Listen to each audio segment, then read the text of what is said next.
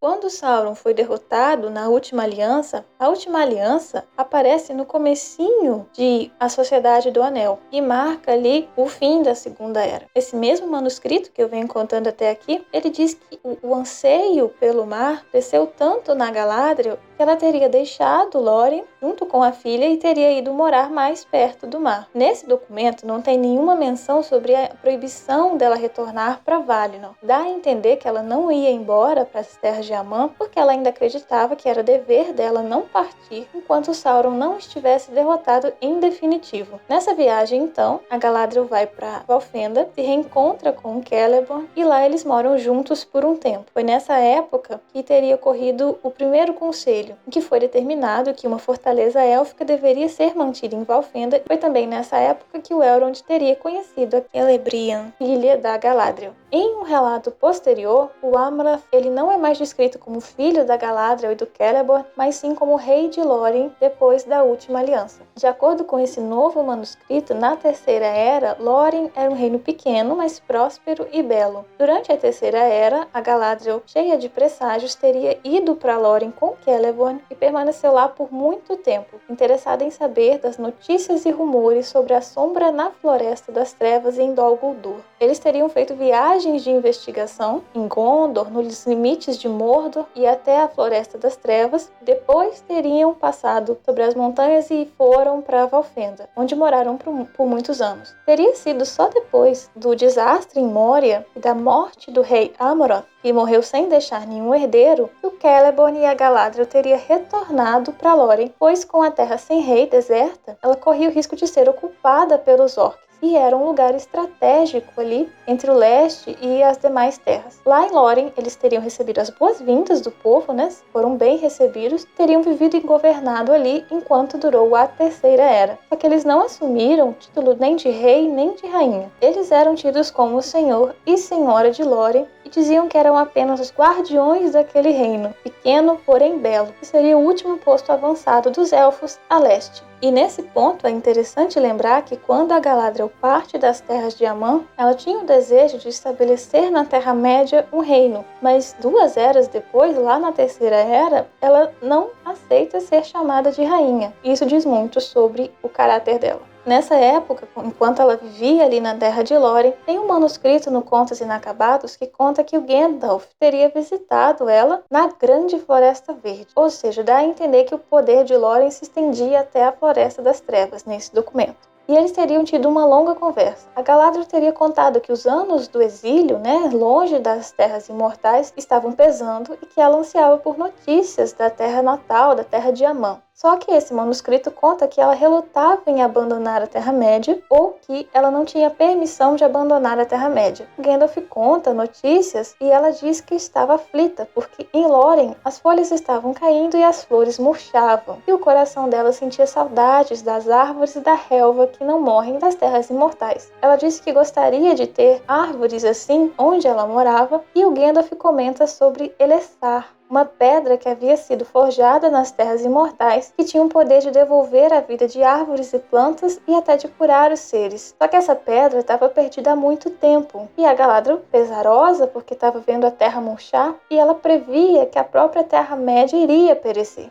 Aí o Gandalf conta que, se essa pedra Elessar retornasse, isso poderia ser corrigido pelo menos por um tempo. E ele surpreende a Galadriel, adivinha com o quê? Com a própria pedra Elessar. Ele diz que quem tinha mandado a pedra era Yavanna, e disse que com ela, a região onde a Galadriel morasse seria o lugar mais belo da Terra-média. Mas ele adiantou que no futuro ela teria que passar a pedra adiante quando chegasse a hora, porque viria alguém que deveria receber a pedra, e esse alguém teria o mesmo nome que a pedra, ou seja, ele se chamaria Elessar. Uma outra versão desse mesmo conto parte da mesma ideia, que a Galadriel estava aflita porque as árvores e as flores estavam murchando na Terra-média e o reino dela estava pleno de tristeza. Conversando com Celebrimbor sobre isso, ele teria achado. Isso queria dizer que ela queria partir para voltar para as terras imortais, mas ela teria dito assim: o meu coração ainda tem orgulho e mal fez a Casa Dourada de Finarfin para que eu tenha de pedir o perdão dos Valar ou de me contentar com uma ilha no mar. Eu, cuja terra natal tal foi Amã, a abençoada. Aqui sou mais poderosa. O filho do Tolkien fala que depois o texto é emendado para incluir a parte da interdição dos Valar, ou seja, para que a razão dela não voltar não seja o orgulho, mas a própria proibição de retornar. Continuando o conto, ela fala que gostaria que as árvores e a relva não morressem no reino dela e pergunta sobre a pedra Elessa. O Celebrimbor diz que estava perdida, mas o conto dá a entender que ele nutria um certo amor por ela e ele então fez para Galadriel a maior de suas obras depois dos 3 Anéis de Poder. E ele montou a joia em um grande broche de prata à semelhança de uma águia com asas estendidas. Com o uso da pedra, todas as coisas se tornaram belas no reino da Galadriel. Depois, quando a Galadriel ganha o Nenya, ela não precisava mais da pedra para manter a terra ali do jeito que ela queria, e ela teria dado a pedra que o Celebrimbor fez para ela, para a filha dela, e a Celebrian teria presenteado a filha, Arwen, e a Arwen depois teria presenteado Aragorn. Ainda durante a Terceira Era, a Galadriel foi membro do Conselho dos Sábios ou Conselho Branco. Numa versão do Conselho Branco diz que ele era presidido pelo Saruman. A Galadriel, no entanto, desejava que o conselho fosse presidido pelo Gandalf, mas o Gandalf não desejava o cargo. O conselho teria sido reunido para responder à ameaça de Sauron, que estava retornando sob a forma de um feiticeiro e estava assombrando a Floresta das Trevas. Algumas décadas depois da primeira reunião do Conselho Branco, a Celebrian, filha da Galadriel, foi sequestrada por orcs no Passo do Chifre Vermelho enquanto viajava para Lórien. Os filhos dela resgataram a mãe, mas ela já estava muito ferida e atormentada. Ela foi levada de volta a Valfenda e Elrond, o marido dela, teria curado o seu corpo, mas o seu espírito ainda permanecia ferido. Conta-se que ela havia perdido todo o prazer de estar na Terra-média. No ano seguinte, então, movida por essa tristeza, ela teria atravessado o mar e foi para a Terra de Amã. Após a vitória contra Sauron, a Galadriel participou da comitiva que foi para Minas Tirith saudar o Aragorn, recém-coroado rei, e ela foi nessa comitiva junto com o Glorfindel e o Elrond. Na viagem de volta, ela também participou do cortejo fúnebre do rei Théoden, e quando eles encontraram com o Barbárvore no meio do caminho, diz que o Barbárvore se curvou 3 vezes, devagar e com grande reverência, diante de Galadriel e Celeborn.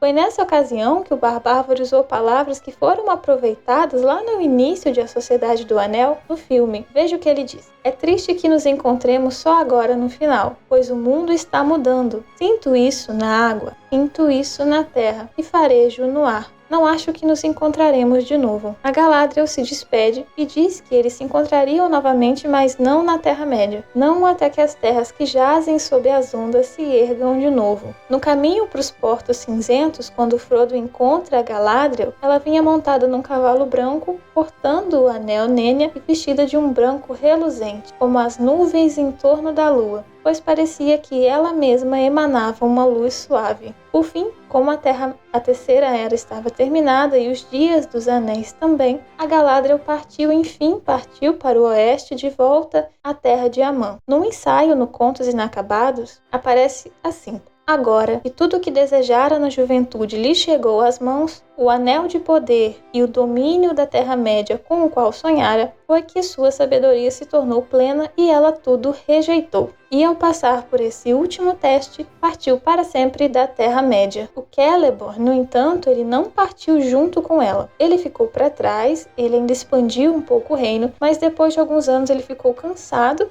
O apêndice do Senhor dos Anéis diz que ele ficou cansado do seu reino e foi para Valfenda morar com os netos, filhos do Elrond. Por fim, um tempo depois, ele teria se dirigido aos Portos Cinzentos e partiu para Amã. O que a gente sabe é que com ele partiu a última memória viva dos dias antigos da Terra-média. Eu deixei para falar da idade dela agora no final, porque agora que você já sabe a história toda, fica mais fácil entender porque o tempo na Terra-média, o tempo em Arda, ele é medido em relação a fatos históricos. Um fato histórico marca o fim de uma era e o início de outra. Então, já sabendo da história, fica mais fácil falar da idade. A Galadriel nasceu na Terra de Amã, nas Terras Imortais, quando o Sol e a Lua ainda não tinham sido criados. E quando a gente pensa na idade da Galadriel, a idade quando? A idade em O Senhor dos Anéis ou a idade, por exemplo, na série da Amazon. Eu vou começar pela idade dela na série da Amazon porque é uma época anterior ao Senhor dos Anéis. A fonte em que aparece explicitamente a data de nascimento dela é nos Anais de Aman, num dos volumes de A História da Terra-média. Lá aparece que ela nasceu em 1362,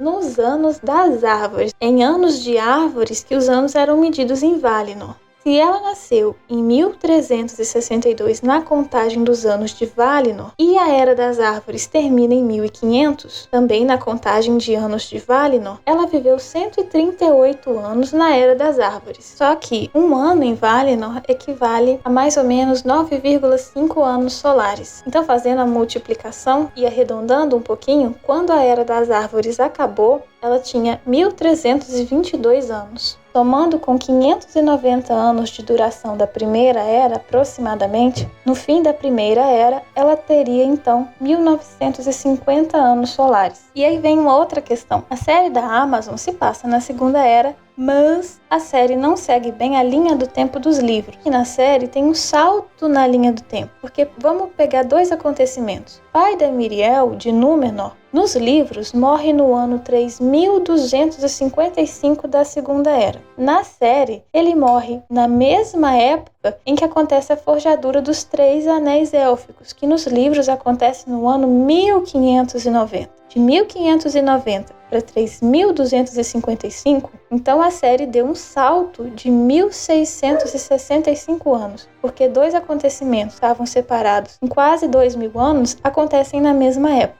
Então, se no começo da Segunda Era ela tinha 1950 anos, somando com esses 1665 anos que foram suprimidos na série, a conta já dá mais de 3.600 anos. E a idade dela em O Senhor dos Anéis? Quando o Frodo vai para Lórien com a comitiva, era o ano 3019 da Terceira Era. Isso nos livros, porque os filmes eles têm uma diferença de tempo. Mas vamos ignorar isso e contar apenas o que está nos livros. Então, 138 anos, que é o mesmo que 1322 anos solares, que foi o tempo que ela viveu em Valinor, mais 590 anos da Primeira Era aproximadamente, mais 3.441 anos, que foi o que durou a Segunda Era, mais 3.019 anos, que é o ano em que o Frodo estava em Lórien, na Terceira Era, dá 8.372 anos. Quando ela partiu da Terra-média com o Gandalf, o Elrond, o Frodo e o Bilbo, foi 2 anos depois dessa visita do Frodo a Lórien. Ou seja, quando ela parte da Terra-média no fim da Terceira Era, ela tinha 8.374 anos. E é isso.